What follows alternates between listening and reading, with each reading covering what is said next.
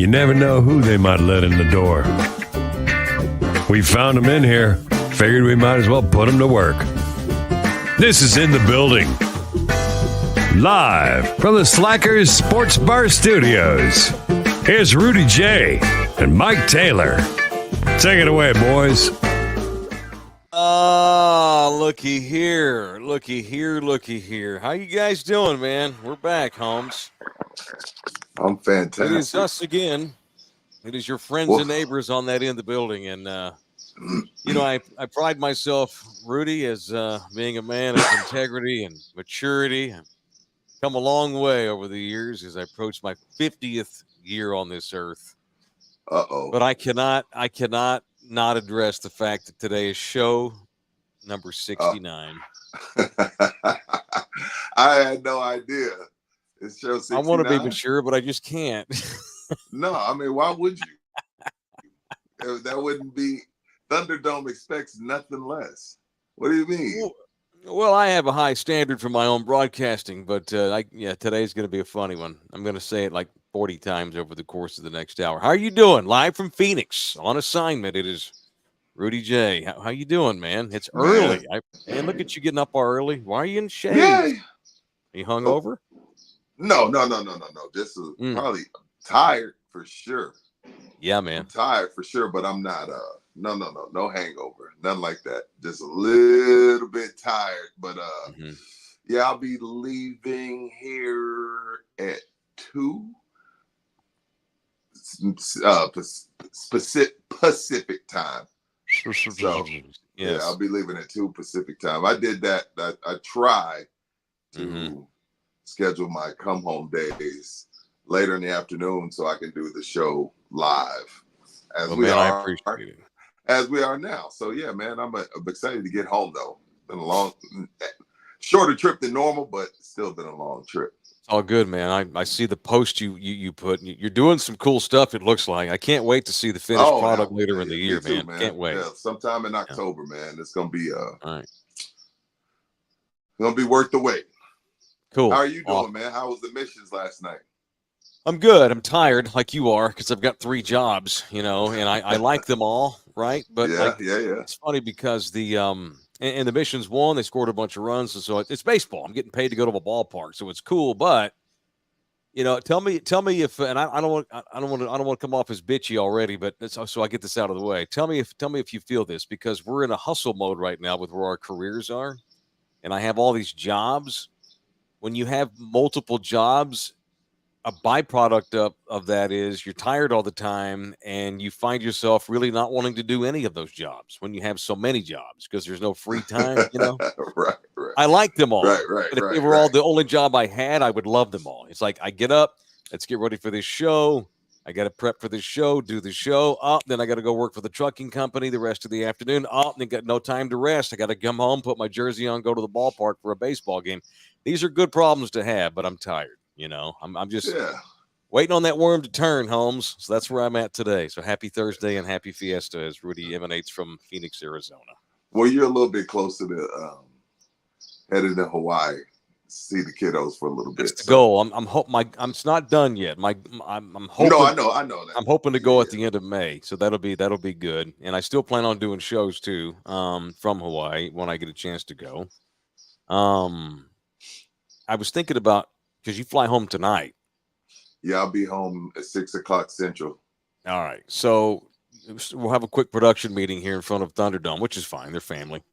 So I was and I. The plan was for you and I to go do the show downtown where Jose does his stuff normally, or who's backing up because LG's out of town this week on vacation, and a thought occurred to me. Nina reminded me this morning, laying in bed. Y'all are going to go downtown to do the show tomorrow? Yeah, that's the plan.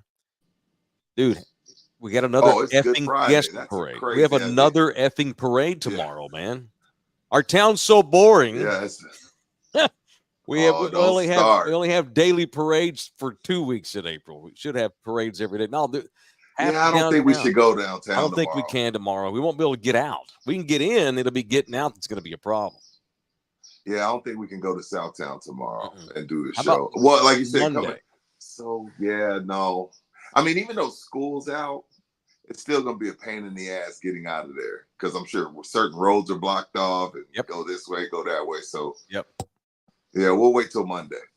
Okay, and I'm looking forward to getting back. I mean, we're going to do the show tomorrow. Of course, yes. But we're just not going to do it down at Pub Sports Radio. Looking forward to getting back in the same room as Rudy because it's not easy to do shows like this. No. We're professionals. We pull it off, but it's just, it's kind of like playing without a designated hitter. Our pitcher's having a hit tonight. And when we get home, we get back in the same room, then we can have a DH again. That's where things are. All right, it's in the building. It's episode 69. The draft is tonight. I'm going to have to pay attention to the first round while I'm at the ballpark, which they'll have it on, and they'll probably have it on at the press box. Are you hyped for this? I'm only hyped for day one. Like, I'm not one of those guys that, acts like, we all have a few college players that we really like and that we think very highly of. And, a year or two from now, we're like, I told you about that wide receiver from SMU. But for the most part, none of us know shit. Right. So, and I'm not going to sit around and pretend to. So I'm excited for the first round, like all of football America. And then 2nd through 7th, hey, y'all holler at me when it's all done. And then we'll holler at each other again in 2 years. And then, we'll talk shit about the ones that didn't pan out. And we'll praise the ones that did. He got them 6th-round pick. It's cheap. Like, but no, I'm no draft expert. But I'm super excited about the draft for sure. I mean, about the first round. Yeah. And kind of the second. I'll throw the second in there because you get some steals in the second. But after that, that's GM stuff. They don't pay me for that shit. Same. I agree. I've said this forever. I am not a prognosticator. I am not one of the. I am not who you come to for prediction and pre-analysis. My job is to overreact to what I see and what happens. My job is to bitch about the things that go wrong and praise the things that go well. I ain't getting paid $10 million a year to come up with a draft sheet for the Dallas Cowboys. I get paid to bitch about the things they don't do right later on. That's what we do. And I'm not. Now, let me ask you this, though. Yes, sir. Go ahead. No, I was going to say, I get hyped for this. You know me, I like the stories. I like to see what suits kids are wearing, right. Finding out who signed with Nike and Adidas and who the agents are and knucklehead stuff that we see while they're sitting there. And I also really, and I'd say this every year, I love when we get video of kids crying when they get the call. Oh, yeah. Like tonight, most of those kids will be there. So we'll see them in person get drafted. What I like is like in the 5th round, like on Saturday. Like next week, the Cowboys will release video of some dude sitting on his couch because he wasn't invited to the draft because he's a 4th or 5th round pick. He's sitting there next to his mom, and he's got his little brother there, and they've got like Cheetos and some Coke on the table, having a little party at their little house that they've struggled in. And then you get that call, and the kid answers, "Hello, yes, sir. Yes, sir. I'm ready to go, sir. Yes, sir. I'm ready to work. Yes, sir. I'm ready to work. Yes, sir. Yes, sir." And then he hangs up, and then all the family goes ape shit. That gets me right in the feels. I don't care who it is, what team. You're seeing a young dude's dreams just in one phone call just come true like that. Boom, dude. I effing love that shit. Love it, man. Right. So that's what I get hyped for. Now I'll ask you this though. I think I can ask you this as the diehard Cowboy fan that you are. Diehard, suffer hard. What positions would you like drafted? 1, 2, 3. Not player. I don't need you to turn into Mel Kiper, even though you got great hair like Mel. Like what positions though? Like you're in there with Jerry and Steve.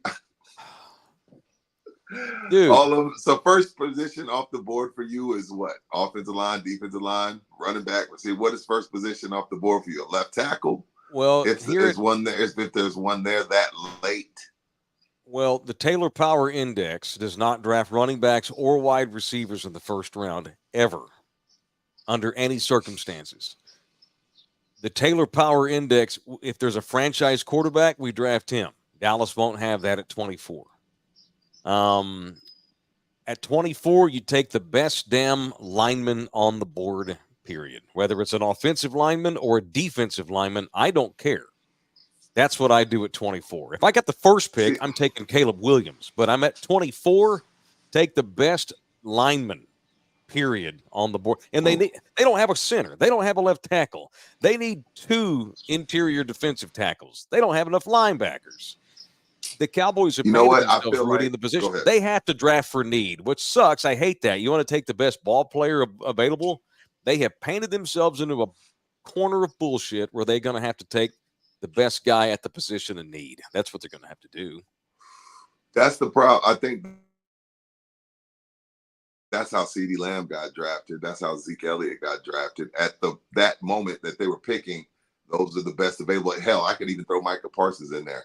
Only thing that scares me about taking a lineman that late is like, okay, if you're still on the board as an offensive lineman or defensive lineman at 24, in my eyes, you're a second round pick, and I might even consider moving out of the first round if I'm that late. Now, if it's something crazy, like you said, something crazy happens and a Micah Parsons falls that far, then yeah. But a left tackle at 24, he should have been gone. So I'm like, maybe I trade out of here and get me a couple of seconds and just take that same guy at pick 48.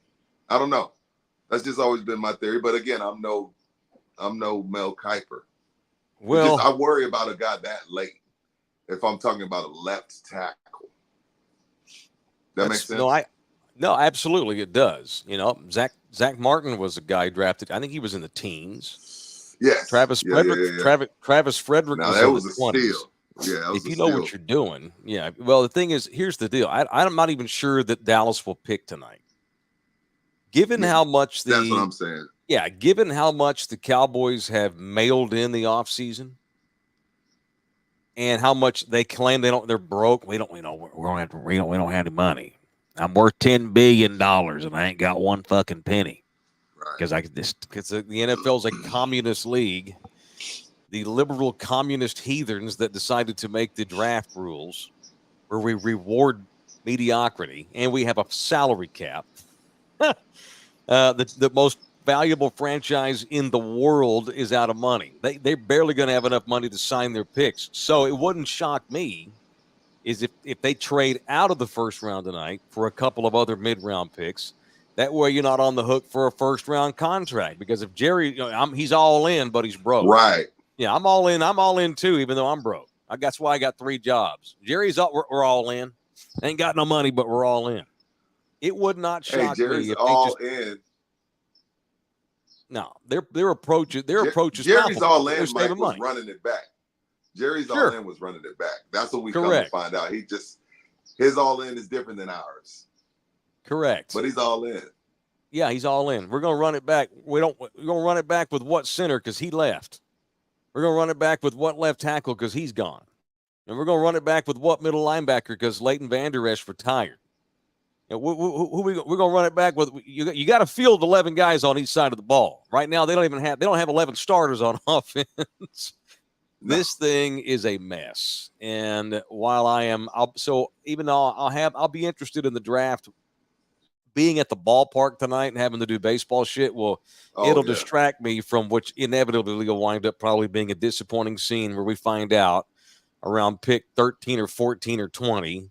The Cowboys have traded, their first round pick to the Bengals for Cincinnati's 3rd and 6th. That's what's probably going to wind up happening. My money's on trade out. Right. That's what we're doing. All in meets trade out this year in 2K24.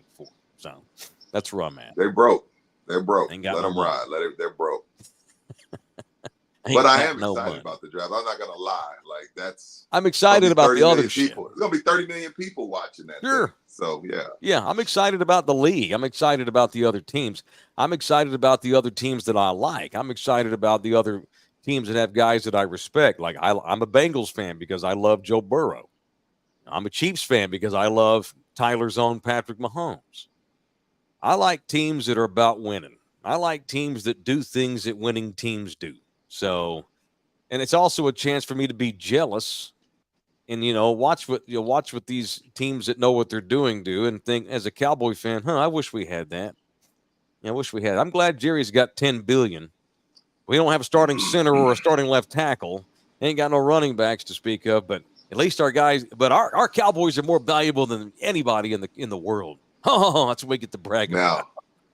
Now, what I wouldn't mind seeing if I was a Cowboy fan is, having Tyler Smith left tackle. Now, I feel more comfortable finding a left guard at 24 than I do a left tackle. And again, Tyler Smith has proven, if need be, he can do he can play left tackle and be damn good at it. So if there's a really good left guard there, like some Notre Dame kid, some Wisconsin kid at left guard, now we're cooking with oil. And then I just slide Tyler Smith over about 3-4 feet. So whatever.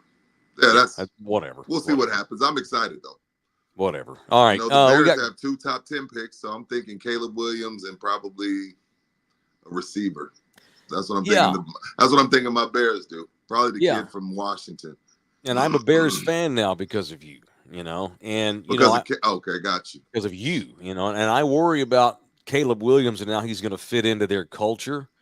I think one thing me too. Yeah, me too. And one thing that I like to see is the Bears now have a plan in place for a $5 billion stadium to replace the broken down soldier toilet and put a dome over the thing.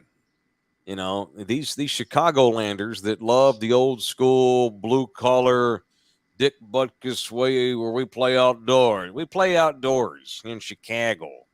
We like the wind and the shitty weather. Are you ever going to try to win in modern times? Because you need a dome in that city, and that'll help Caleb Williams big time. It's going to help Caleb Williams, number one, and number two, you put a dome over it, you get a Super Bowl. It's that simple. It's freaking Chicago, one of the best cities I've ever been to in the month of August. I've stressed, but you put a dome over the stadium in Chicago in 2029. The Super Bowl's in Chicago. Now, it's going to be in February, and everybody's going to have a shitty time outside, but you'll get a Super Bowl, and that's what it's about for Bears ownership. It ain't about anything else. They don't give a shit about Danny Toboggan, who's been going to the game since he was 12, and season tickets passed down, and they wear no shirts, and they boil brats in the park. You don't give a shit about him. This is big boy business. And you know what, Bear fan? They're gonna bitch, moan, and groan, and they're gonna get over it, and they're gonna go out to Arlington or wherever the hell it's at in Chicago, and they'll be at the games. It's really that simple. And you get a Super Bowl in 3 years. Cool. Yeah, and maybe you and I have enough money to go by. Super Bowl. Oh, Detroit got one. Yeah, come on. Chicago will get one. Yeah, for sure. All right. We got the NFL Alumni Super Bowl of Golf. Can't play. It's hard to play golf in Chicago most of the year.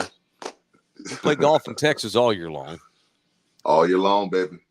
May 6th at the Oaks Course at the TPC, up on the far north side. Home of the Valero Texas Open is where the Super Bowl of Golf qualifier will come down. We are helping them promote the event, in which a foursome, if you sign up and play in this qualifier, and it's called qualifier because if your foursome wins that tournament that day, you advance to the Super Bowl of Golf championships up in Vegas. And all the money that you pay to get into this thing gets donated to amazing charities, national charities that the NFL Alumni Association supports, and charities here locally in South Texas that the local chapter of the NFL Alumni Association supports. You'll have a pro football player, an ex-pro football player in your foursome.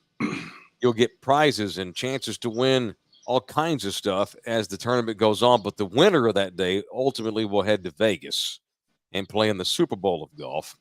Information. Oh, wow. Information. Go to superbowlofgolf.com.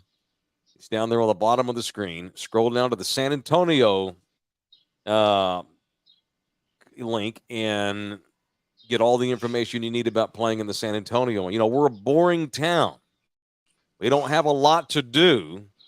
But somehow a miracle happened, and we landed one of the NFL Alumni Association Super Bowl of Golf qualifiers. They must have been out of towns. They threw a dart and accidentally hit our little podunk, do nothing to do city. And so we're getting a turn. All right, I'm being goofy. Should I just get this out of the way? I know. Let's get it out of the way.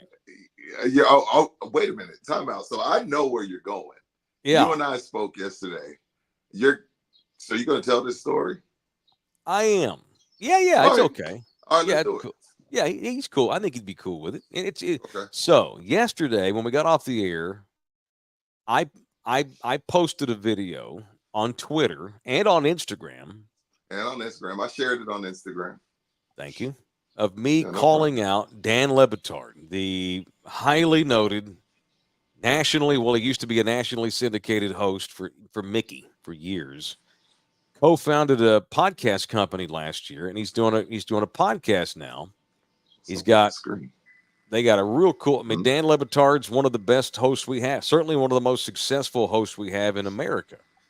Does his show down in Miami, and the other day questioned whether or not, because Victor Wembanyama came out and made a statement. Somewhere, I'm going to paraphrase, saying that I'm not going to get caught up in the negative parts that come with being a superstar, millionaire, famous NBA player. I'm not going to get caught up in the partying and all that shit, right? What were the 3 B's? Booze, bitches, and blow. I'm not going to get caught up in any of that, right? And LeBatard was like, "Okay, young fella, let's check back in 3 or 4 years and see how it goes for you." And that's fine. That's a fair statement. But then he decided to take a pot shot at our city and say, "Well, maybe Wemby will be okay. Maybe Wemby won't succumb to the vices of the NBA superstar because, after all, he does play in a boring town like San Antonio." And it's become trite after all these years from national types not liking when the Spurs go to the championship because that means they've got to pay attention to little old San Antonio.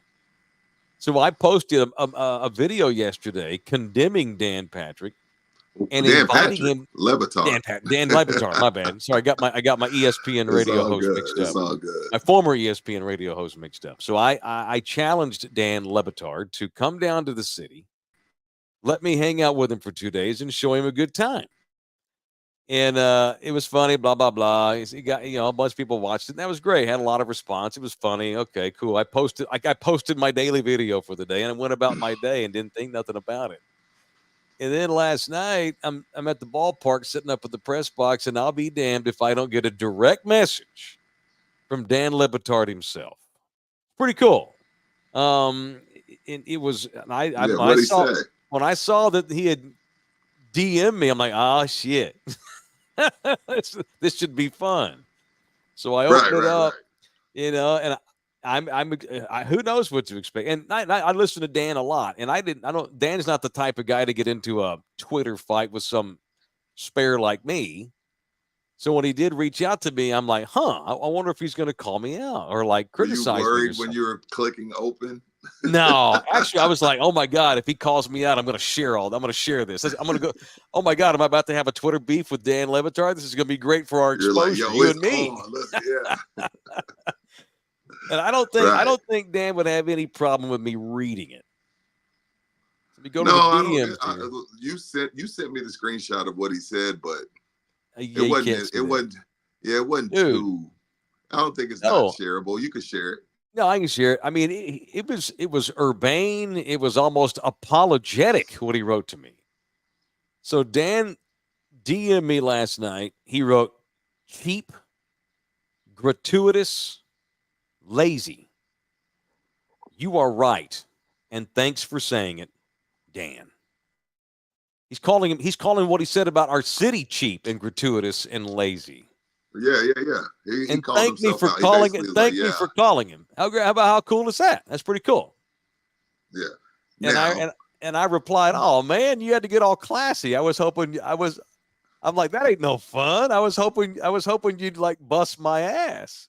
And then I thanked him. I told him it was an honor that he reached out and keep on kicking ass. And so that's pretty cool. So I want to take back. I'm not sure what the proper term is. Retract my criticism for Dan. He knows it was a throwaway, silly line. He don't even really mean that. But because guys like fucking Charles Barkley and Screaming A. Smith and people that have come to our town in the past and criticized this town years ago, that narrative somehow is matriculated out to everybody in the country that covers pro sports that San Antonio is a boring town, and that's bullshit. You want to call the Spurs boring? That's fine. That has nothing to do with our city, which, by the way, the Spurs were never boring. Manu Ginobili is one of the most entertaining fucking basketball players I've ever seen. Tony Parker was one of the most lightning fast, badass, offensive juggernaut point guards I've ever For seen. sure. Tim Duncan was stoic and old school, and because that made the Spurs boring, which is bullshit. But that ain't got nothing to do with our city. And Dan admitted let me that. ask you this. He admitted Let me ask you this, Mike. Mm-hmm. I'm throw you a slider here, and if you hit it, you hit it. If you don't, maybe we'll pick it up another day. Maybe something to ponder on. Yeah. Had Dan said, keep in mind, Dan lives in Miami. I mean, there's plenty to do, plenty of shit to do around the clock, 365 days a year. Had Dan said, all right, Mike, I'll take you up on that. I'll be in San Antonio May 23rd through May 26th. Mm-hmm. And you've told him, come down here, spend some time with me, and I'll show you how not boring we are. So if he would have took you up on that, where is Mike Taylor taking Dan LeBatard to show him that we're not quote unquote boring? Well, the first thing we do, and let's put some proper context behind this. Dan LeBatard's Dan's in his 60s. True. Like he's 22. He's not at Club Live every Sunday. Yeah, I got you. I see where you're coming from. Okay, go ahead. We go up to the top of the Tower of the Americas so we can get a full bird's eye view of my town. You can get a 360 of my town. You got to eat. I would pick my favorite spots in all four corners of the city. Right. I think food. You blow him away. I don't think that's an issue. But you're right, and he's in his 60s, so I guess it does come down to what's a guy in his 60s that's from Miami like. But I mean, if I'm trying to show him, it's not boring. But see, that's the other thing, though. So I guess it's probably not a proper question because we're talking about Wemby, right? Correct. Who's 20? Who's in his 20s? So right, what Wemby thinks is fun and what Dan LeBatard thinks is fun are probably going to be polar opposites. Yeah. Well, here's the thing, and I pointed this out in my video that I shared. Wemby grew up in fucking Paris. You know, you want to tell me that Miami's a better city than San Antonio? That's fine. But Wemby grew up in a world-class, globally historic city, a city of art and, food and culture in the heart of Europe. He's a Parisian, for fuck's sake. And he said over and over and over, he may think Miami's boring. He's from Paris. And Wemby does not strike me as the kind of kid that wants to go motorboat titties every night. Because you can do that in Miami. No, I don't get that feeling from him. He's not either. that kind of guy. But I don't know him, but I don't get that vibe.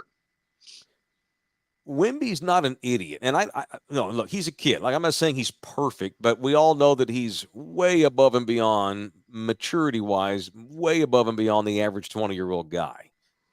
So my point is that he's not an idiot. Wemby has no desire to be Johnny Football. He's not going to live that lifestyle. That scene does not appeal to him. Wemby's about winning titles and doing it the right way. And he said over and over and over again, his parents have said it over and over again. His handlers have said it over and over again. You couldn't have picked a better franchise for him to be with than us. And, oh, by the way, it helps that the city is a little bit off the grid. We are old school. We are a bit slower. We're conservative. We're a bit quirky. Family town. And his mom and daddy would be the first to tell you, we love that he's in a little town where he can kind of hide in public. Couldn't do that in Miami, New York, Chicago. Now, he can do that here. Well, first of all, Dan admitted what he said was lazy. And shout out to him for even responding to you. Yeah, it was cool. But in his defense, for some reason, had the Lakers or Clippers drafted him, I don't know if he's just sitting at home breaking down game tape. In Dan's defense, is that fair or not? And I'm not saying he'd be in LA being Michael Irvin, but I don't think he'd be sitting at home just watching Netflix if he was drafted by the Lakers. Hang on one second. Hey Siri. And I don't even really care for LA or Miami like that. I've been to both. Yeah. And you can say they're a little overrated. What is the population of Los Angeles, California? As of 2020, the population of Los Angeles was 3,898,757. Okay.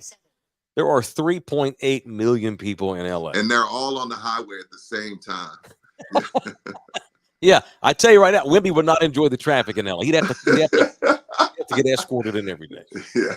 My point is, dude, there's 3.9 million people just in LA. How many people are in Southern California? This like Santa Ana, Anaheim, Redondo Beach, Malibu, all that shit. There's probably 20 million people in SoCal. 20 million of them are not party ass, strip club every day, everybody coked up out of their mind. 90% of the average Angelino is a regular dude just like you and me. We overrate this big city. Agree with that. I think it's overrated. You know, it's overrated as hell.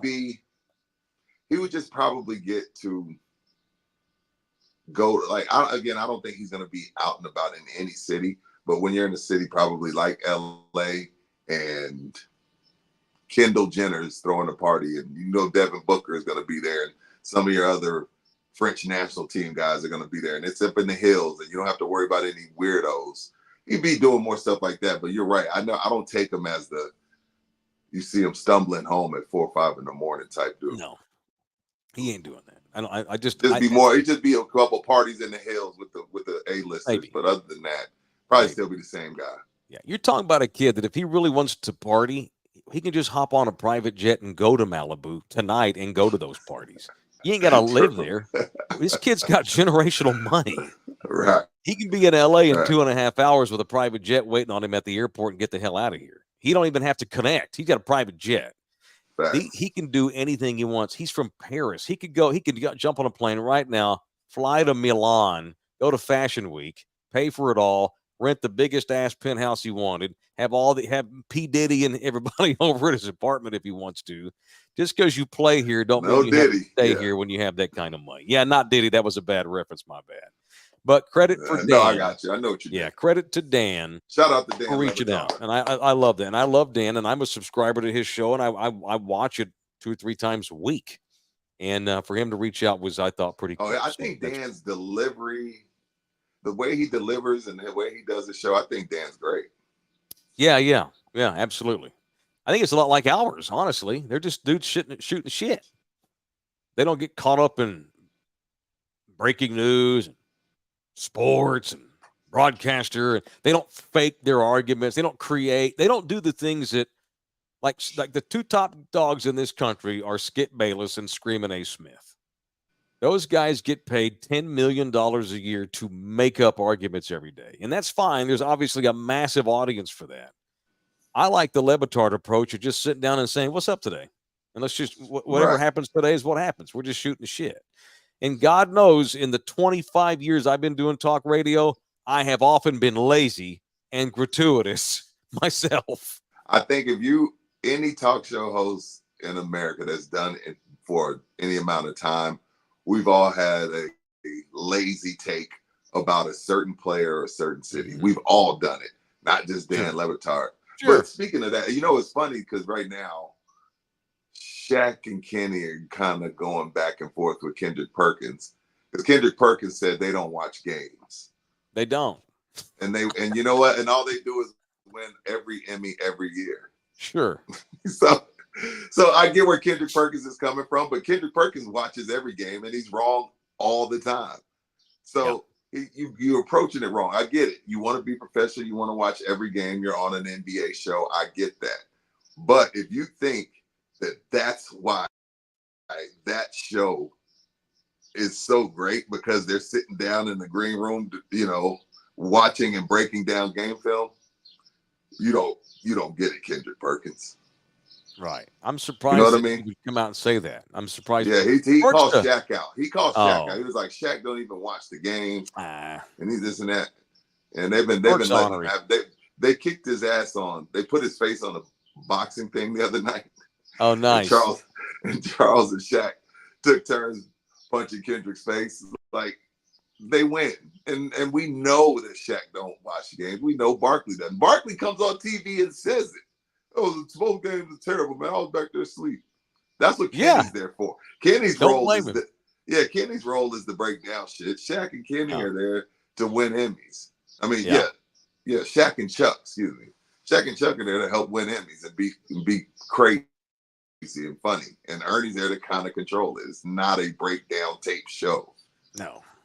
Well, Perkins is probably still bitter because Perk's still bitter because Beaumont Ozen got their ass kicked by Fort Worth Dunbar in the state title in 1995. He's probably still bitter. What was that? Was that Chris Bosh?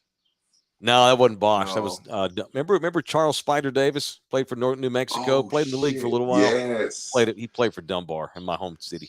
Spiders from Fort Worth. Mm-hmm. Yeah. Okay.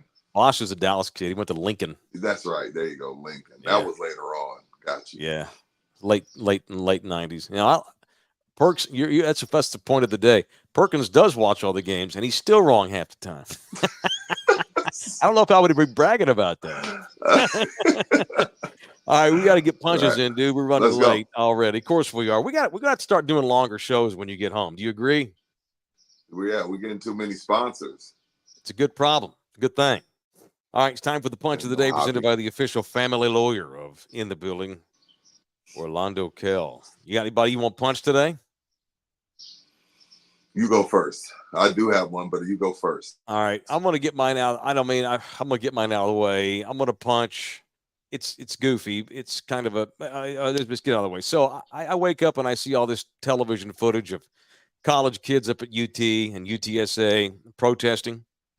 And I see cops come in on horses and knock these bunch of young college kids to the ground and arrest them and stuff. You talking about Columbia up there, Columbia University? Well, it's going on at UT too. We had about 50 something arrests at UT yesterday, which hurts my heart to see. It feels like it's the 60s or something.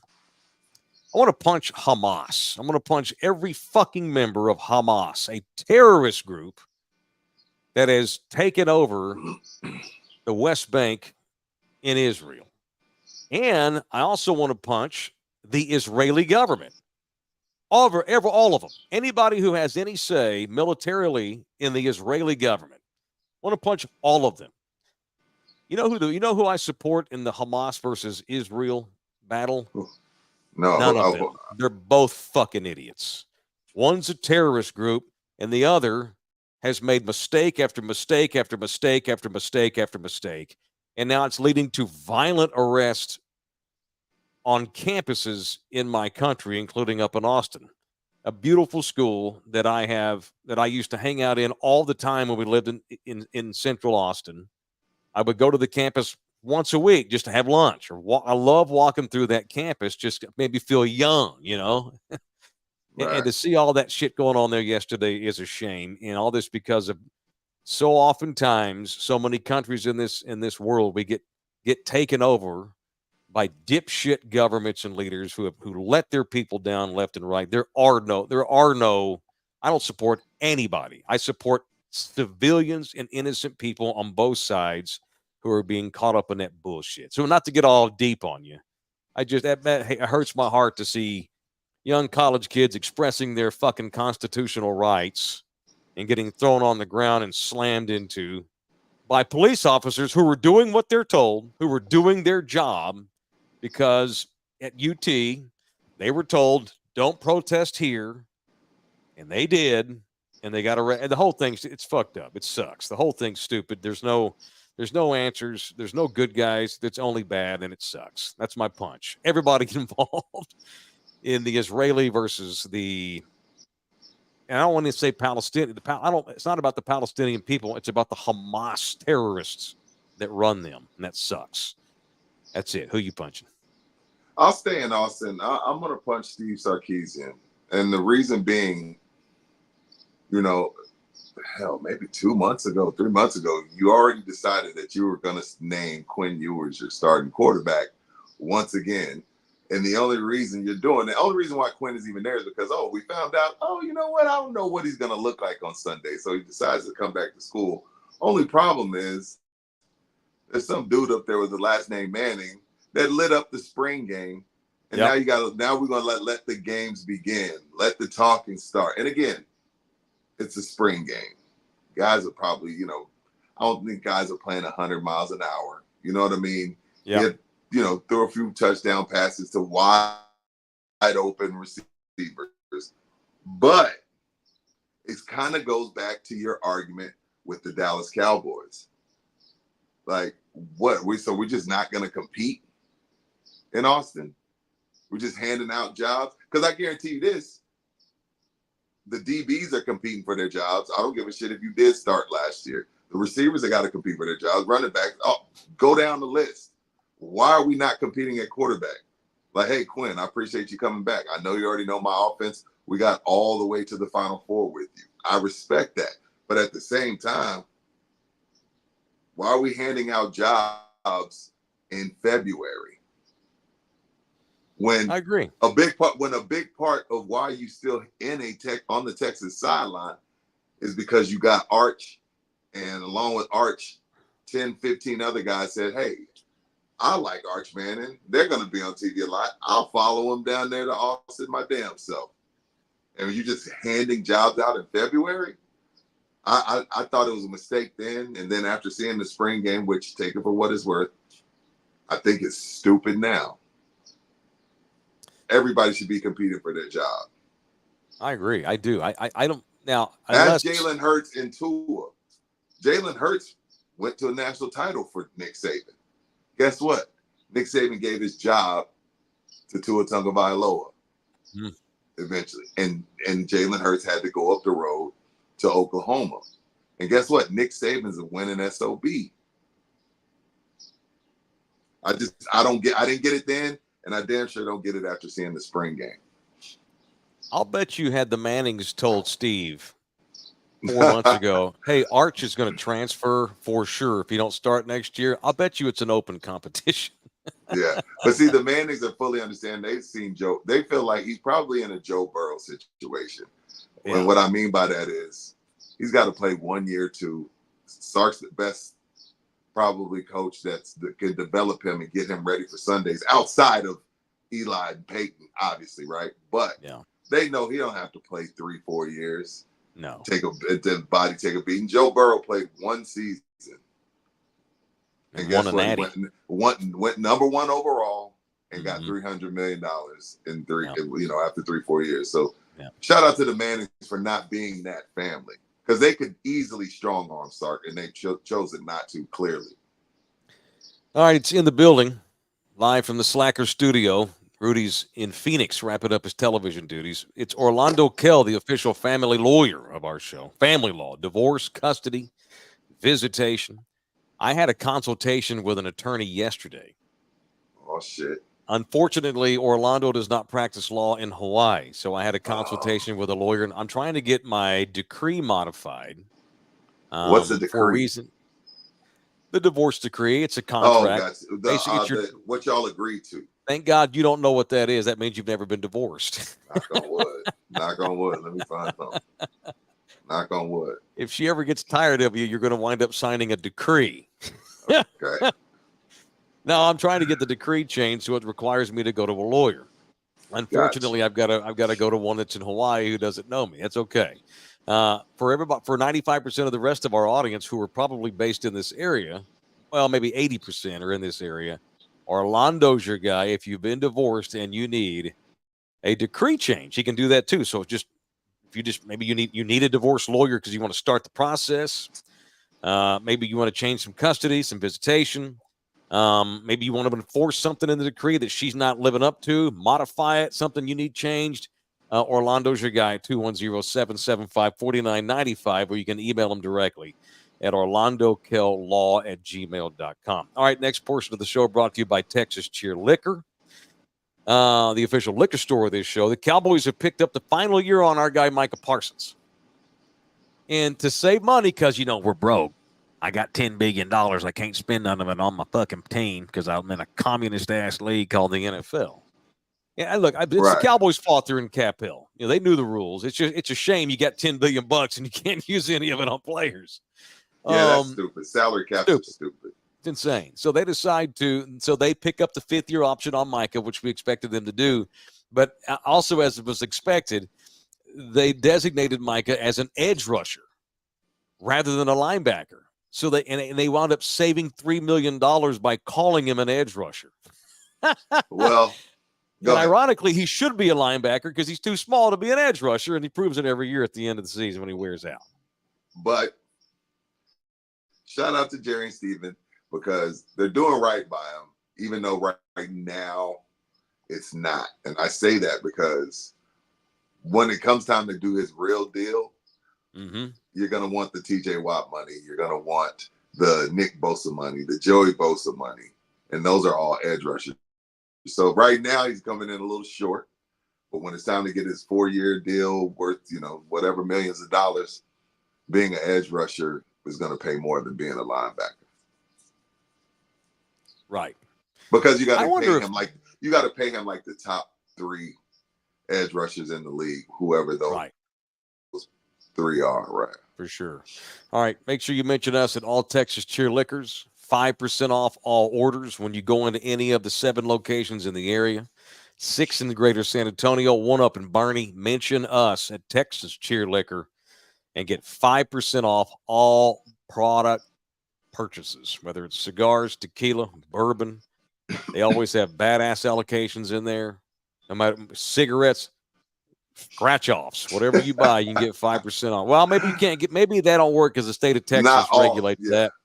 Yeah, but all the booze and the cigars and the cigarros and the beer, that shit there. Hey, you can go in there and get olives to make mixed drinks, mixes, all that stuff. 5% off when you mention us at Texas Cheer Liquor. And don't forget, May the 4th. May the 4th, Mike. You Star Wars junkies. May the 4th. Yes, sir. Be advised. We're going to start pimping that pretty soon. Have us an appearance. Indeed. Yeah. Keep that in mind. Just keep it on your mind. That's all. All right. And by the way, speaking of appearances, I will be hanging out tomorrow afternoon from 4 to 8 p.m. Y'all looking for something to do for Fiesta? I'm going to a small offshoot Fiesta party tomorrow. Okay. From 4 to 8, I will be at a place called Key Ideas. I think Jose has a flyer on this. I'm gonna go there to support Nina.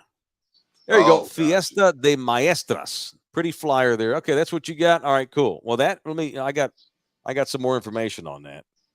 So Nina's doing a book signing. I talked about Nina's book the other day.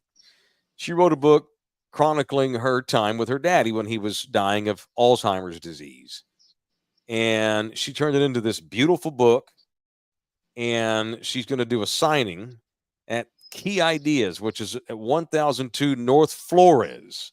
You know where the main headquarters of Salvation Army is? Right there under the bridge. It's on Elmira, technically. One block up the road from the Salvation Army building is Key Ideas. Free entry from 4 to 8. It's their 6th annual Fiesta de Maestras. Bring your friends and family. Come out, enjoy Fiesta food, drinks, and local vendors. And one of those local vendors, we're setting up a table for Nina, and she's going to have her books laid out on the table. We're going to sell books. So I'll be out there 4 to 8 tomorrow. So y'all come hang out and support Nina's book. All right. I wonder if Micah Parsons even still wants to be a Cowboy. Let me finish this, and I want you to tell me what you think. All right. For years, everybody wants to be a Cowboy because they're America's team. With Jerry now backed into a corner, with Dak with 1-year deal, McCarthy's got a 1-year deal. In this new age where all these kids talk and they all tweet and they all Instagram and they all Snapchat and lick whatever the hell they do, face live and bullshit. I wonder if the shine of being a Cowboy is going to start to wear off. And the way these kids now speak their mind, and Micah Parsons is one of them, when are we going to start getting players come out and saying, you don't want to go to Dallas? It's overrated. Being a Cowboy was the worst thing that happened to me. They don't know what they're doing. They're crazy. Is that ever going to start? All the fans say it. The media says it. Why don't players call the fucking Cowboys out ever? Serious question. No. And I'm trying to. You threw me a Shohei Ohtani slider. I'll say this because just watching Micah from outside looking in, not knowing him personally, he loves everything that comes with it. Whether it be, even if they're talking about him bad, we talk about him every week. He's getting all type of sponsorship deals, and Mike is about that. You know what I mean? To me, Mike is like, when we talked about Wemby earlier in the show, being the face of Monktown and being at the all white parties in Philadelphia or New York. Like Mike is all about that. So I don't think Mike is anywhere near being tired of being, and not only that, now we talked to your buddy RJ from 105.3 The Fan, right? Yeah. Now his co-host Shan was saying he's talked to too many people in that building, and I take them as credible sources. They know a lot of people in that building. There's too many people he's talked to in that building that Micah's act is wearing thin. So to come to bring your question full circle, I think they may get tired of him before he gets tired of the Cowboys, if that makes sense. Maybe. But Micah loves being a Cowboy. It seems Micah does. Well, he has. I just wonder if he's going to get tired of constantly getting thrown under the bus. If he's a Jaguar, half the country don't know who he is. That's just because that's how it goes. That's the give and take with being a Cowboy. Everyone's going to know who you are. You're going to make more money than Davy Crockett in endorsements, but you're going to get your shit criticized, and your team's going to get thrown under the bus from coast to coast because they underachieve every year. You ain't have to worry about that in Jacksonville at all. I know you ain't got to worry about that, and you ain't worried about that. He'd just be that. You don't have to worry about that in Miami. Right. He'd be the guy we'd be like, you know who we don't talk about enough, but every time I watch TV, he's making a sack. Number 11 he played for the Jaguars. That's who he'd be. Yeah, what's his name? He's like, Mike Parsons. Mike something. Mike Parsons. Yeah. That's who he'd be. Right. Yeah. That's who he'd be. Yeah, that's how it goes. Because that sucks. I'd rather be a Cowboy and lose. Mike, I think I'd rather be a Cowboy and lose. What about you? Would you rather be a Cowboy and lose, or be a Chief and win and nobody knows you?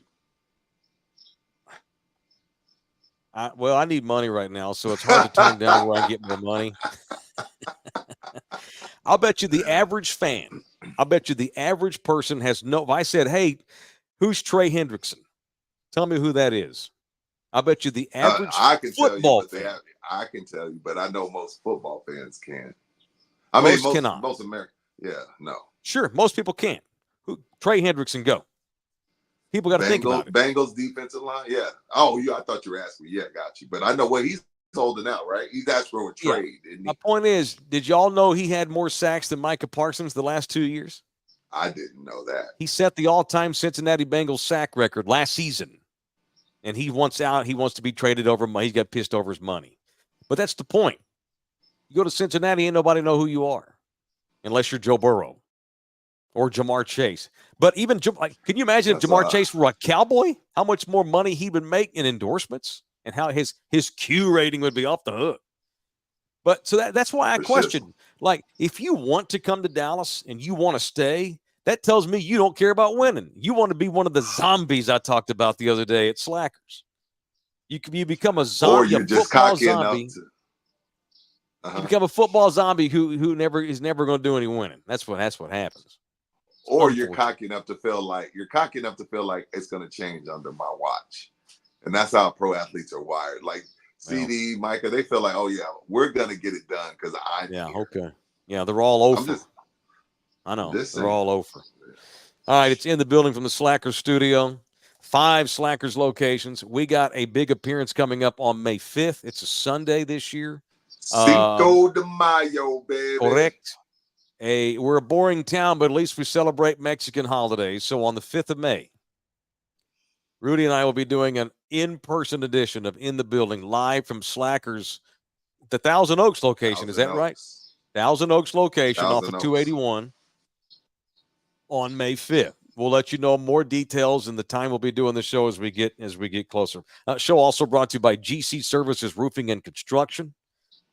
These boys do commercial. They do real estate. They do solar. This is the official. They already got a lead, by the way. I got called by my boy Russ. Texted me 2 days ago. Got his first lead from a Thunderdomer this week. I did my job. We did our job. That's my roofing company. All we can do is give them leads. Then they got to reel them in. Oh, he knows. I told Russ, here you go. I brought you the fish. You got to reel it in. We're like chum. You do business with our show, We're that nasty, rotting, stinky, meat-filled, maggot-infested chum. That's what we are. We're maggot-infested chum. You buy our chum, and you throw our chum outside of your boat, and then fish are going to come up there. Now, you got to bring them in. But we're chum. We're going to bring them to the boat. You got to reel them in. It is GC Services Roofing and Construction, serving not just San Anto, but the Corpus Christi area for over 15 years. 210-347-0426, 347-0426, or gcservicesroofing.com. GC Services Roofing. And we've had quite a bit of hell. So even if you think your roof is fine, I give them a call just to have them come check it out. I bet you bottom dollar you find out your roof has some serious damage that you did not know about. Let GC Services come check it out. Right. I want to punch Thunderdomer Matt Bernard. Why? Long-time Thunderdome. Uh-oh. That must be a mathematics guy. He must be like an IT guy. Yes, Matt, I got the year wrong of the state championship game between Beaumont Ozen and Fort Worth Dunbar. I was wrong. Man. Okay. Yes. I was okay. Granted, I was 8 years off. Okay. I knew I was wrong when I said Damn. I'm a Gen Xer. Everything about me is shame on you. Everything I do is about 1995. I'm stuck in 95. Everything in my life is referenced from 1995. That's why I fit in good. I graduated. That's why I fit in good in San Antonio, because I'm old school. Everything about my life, all my references are 1995 or prior. I still wasn't born yet, if it makes you feel better. That's fine. No, I knew that, and I knew that Perk wasn't that old. So it was 2003. Oh, okay. Kendrick Perkins was All-American, first team, McDonald's All-American. He was all shit. He was the shiznit. And no one was going to beat Beaumont Ozen in 2003. But the Flying Wildcats, led by the great Robert Hughes, the winningest high school basketball coach in North Texas history, who's in the Basketball Hall of Fame. Who is Bob Hughes and the okay, you're right. A lot of guys. Facts. You're right. Yeah. Dunbar beat Ozen. I might even know what the score was. Check this, Matt. Dick. You son of a bitch. It was 60-something to 50-something. All right. Yes, okay. It's fine to be off a couple of years. I was off 8. F me. Yeah, that's a long way, Mike. But I know that Dunbar won state in 03, and they won 60. Check the score, Matt, Mr. Mathematics genius. God forbid, it's a spontaneous argument. The point stands. Yeah. Perk's been better. I was trying to take a shot at Perk. Right. Damn, Ruben says they saw them beat Lanier in the semifinals up in Austin. That's cool. Yeah. I remember Lanier. Good that times. team Lanier had, yeah. Good time. The Vokes had good basketball. That's hard to imagine. That's good. Wow, that's racist. That ain't racist. I love it. But Dunbar's an inner city school. I love when inner city schools win state. No, I'm messing with you. Can't compete in football much, but basketball, the inner city can hang. We can win state championships on the inner city level in basketball. Well, Matt did remind us it's Tim Duncan's birthday. Can today we fact is? check that? Is today really Tim Duncan's birthday? Can we fact check that before we wish him happy birthday? I was wondering why I woke up so horny this morning. I woke up with massive wood. And I wasn't It is sure in why. fact Tim Duncan's birthday. There you go. Thank There's you, the Matt. answer. So I didn't know that. Matt redeemed himself. He gave us some Bible information. Oh, you smart ass. Oh, God. So when's your He's flight? always correcting us. I'm leaving Who, at 2. This dude Matt is? Yeah, Oh, okay. he always corrects. He's probably 2. He stays in the margins when he's writing the paper. Mm-hmm. If he's 1 minute late for work, his whole day's ruined. Huh? Leave at 2, be in San Antonio at 6. So all right, cool. Be back. You'll be home at 6 o'clock Texas time. Very good. Yes, sir. All right, man. Very good. Jose, you're doing good. I hate to jinx it. You're doing well. You got 2 more shows left. You got tomorrow and Monday. Thank you. I try my best. We'll see if this whole shit crashes down in the last 2 minutes. Who knows? Rudy and I are going to be with you. Are you prepared to meet us at the studio on Monday? Sure. We're going to go to the Pickles for Dinner studio in Southtown on Monday. We'd go tomorrow, but I was reminded this morning, we'll get trapped in there. It's all right. I'm going to Fiesta tonight. I'm not looking forward to all the people, so it's going to be interesting to say. Yeah, you're not a people Where are you person. going, What are you Nyosa? doing? Yeah, Nyosa. That's what us used to Why? do. I don't know. Why? That's a great question, Rudy. I ask myself that question all the time. That's a great question. I have no idea, but we're venturing it out. By the way, all y'all, you San assholes Antonio. that were on the chat, all these chatting assholes that said our city is boring, your ass better go to Nyosa. If you think we're boring and you don't participate in Fiesta, then you're a bastard. You're a hypocrite. You're making us boring by not partying. I'm going to a Fiesta event tomorrow. I'm going to a small offshoot. I'm an old man. I don't want to go hang out with a bunch of college assholes in Nyosa unless I got a hookup, like we said the other day. You did just say about 2 minutes ago you did like walking through a college campus, but that's also okay as well. You know, you like hanging out with us college assholes on a weekday when the school's going on for academic reasons. I ain't there to stack my cups. Yep. Oh, there you go. That's a sweet flyer. That's the one I'm going to tomorrow. And Nina's going to be signing books. There you go. Key Ideas on Flores Street. That's a good flyer there. Tomorrow at 4:00. We'll be there for at least 4 hours. Come drink a beer with me, eat some meat, and buy Nina's book. The book means the world tour. I read it the other day. I made the mistake of reading it. We were in public at a coffee shop, and she was doing some work, and so I read Nina's book, and I'm all sucking up snot and shit in public, man. So be careful if you buy that book. Make sure you have a private place to read it because it's beautiful and it's sad. And obviously, I have a personal connection because the girl sleeps with me every night, but still. It's a beautiful book. Come out there and buy it and hang out with us tomorrow. All right, you get home safe, sir. All right, man. Appreciate you. All right, man. That's it. We're done. See y'all all right, tomorrow. Jose, thank you. Thank you to Jose Buquet. Thank you to Rudy J. Thank you to all of our supporters and sponsors and Thunderdumbers and even you haters. And shout out to Dan LeBatard. We done. We're done. We need maturity, damn it. 69.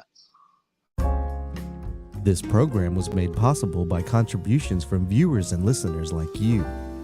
Thank you.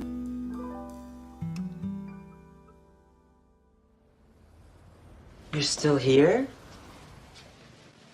It's over. Go home. Go.